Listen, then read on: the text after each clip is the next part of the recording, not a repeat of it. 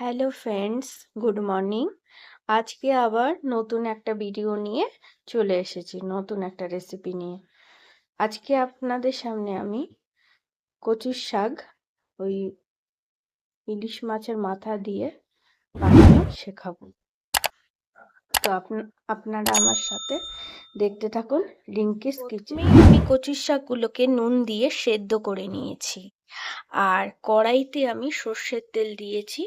এবার আমি রসুন থেতো করে নিয়েছি, থেতো করা রসুনটা তেলের মধ্যে দিয়ে দেবো, গরম তেলে।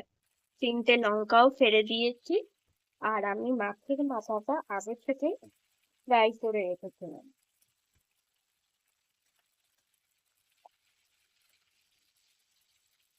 রসুনটা একটু লাল লাল হয়ে গেলে আমি এর মধ্যে কচুর শাকটা অ্যাড করে দেবো। রসুনগুলো এখন দেখুন লাল লাল হয়ে দিয়ে দেবো। এবার আমি পরিমাণ মতন নুন, চিনি আর হলুদ দিয়ে দিয়েছি। এবার আমি নাড়াবো।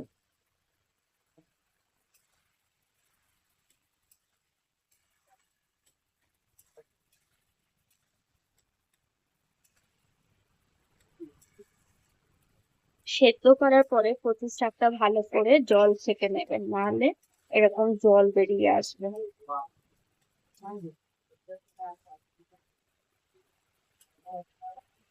আর এই মাছের মাথাটাও অ্যাড করে দেবেন। তো ভাজাই ভেজেই রেখেছিলাম।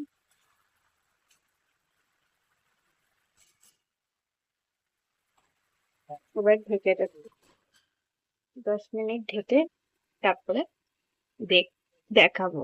ঢাকনাটা খুলে দেখুন, এখন ঢাকনাটা আমি উঠিয়ে দেব।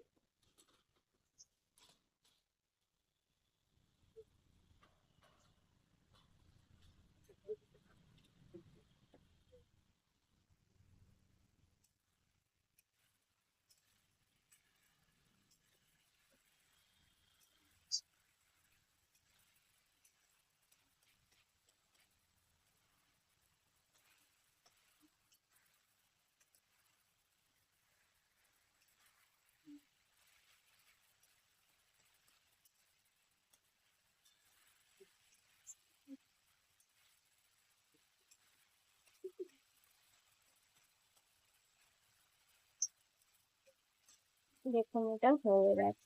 এবার নামিয়ে নিয়েছি। দেখতে ঠিক এই রকমের হয়েছে, খেতেও এটা টেস্টি লাগবে। আমার সাথে থাকার জন্য, রিঙ্কিস কিচেনে থাকার জন্য আপনাদের অনেক ধন্যবাদ। কালকে আবার নতুন একটা ভিডিও নিয়ে চলে আসবো আপনাদের সামনে। এখনকার মতন এই পর্যন্তই।